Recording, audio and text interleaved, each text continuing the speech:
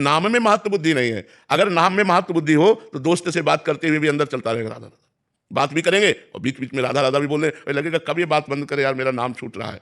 जब नाम का महत्व तब समझा जाए जब त्रिभुवन की राज्य लक्ष्मी देने पर, त्रिभुवन की, भारत के अकेले नहीं, अमेरिका के अकेले नहीं, त्रिभुवन की, ब्रह्मलोक तक का वैभव दिया जाए और कहा जाए आधे पल के लिए नाम छोड़ दो, और नाम ना छोड़े, तब समझो कि वो महाभागवत नाम के महत्व को जान गए। तो जब हम नाम की महिमा सुनते हैं तब हमारा मन उत्साहित होता है नाम जपने को। तो हम रोज सत्संग सुने। अगर हम संतों के पास नहीं पहुंच पाते तो बहुत से संतों की वाणी यूट्यूब में पड़ी हुई है।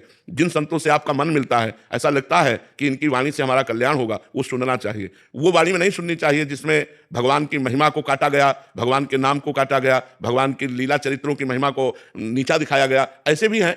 तत्व एक है, इसको कोई नकार नहीं सकता। वेद कहता है एको ब्रह्म द्वितीयो नास्ति, दूसरा नहीं है, एक है।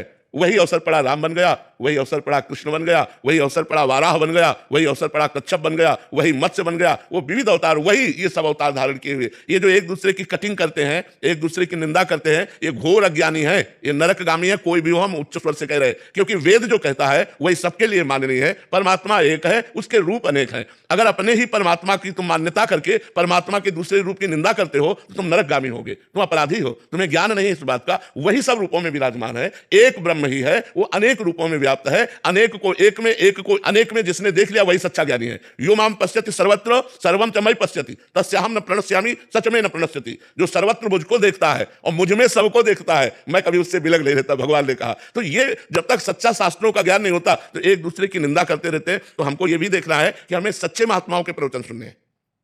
सच्चे महात्माओं का लक्षण, जिनको धन की चाह नहीं है, जिनको मान की चाह नहीं है, जिनको स्त्री का आकर्षण नहीं है, जो एकमात्र भगवान में स्थित है, उनकी वाणी सुननी चाहिए। जो धन के लिए, मान के लिए, भोगों के लिए, तो वो तो जागतिक ही है, केवल भगवान की आड़ में अपनी वासनाओं का पोषण कर रहा है। वो किसी भी वेश में हो, कोई भी हो, इससे कोई मतलब नहीं।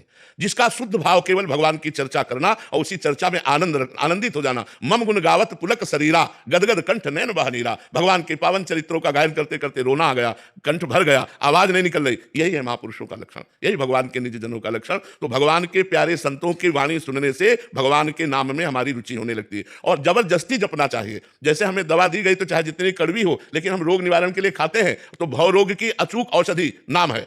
जासु नाम भव भेषज हरन घोर त्रयशूल। जिनका नाम दैहिक दैविक भौतिक तीनों तापों को मिटाकर आवागमन के चक्र से हमें उबार लेता है, वो भगवान का नाम भव रोग की अचूक औषधि है। जासु नाम भव भेषज, भेषज माने औषधि, भव माने संसार के आवागमन चक्र से मुक्त करने की औषधि है भगवान का नाम। खूब नाम जप करो, बार बार सत्संग सुनो, तो हमारी नाम में रुचि हो जाएगी।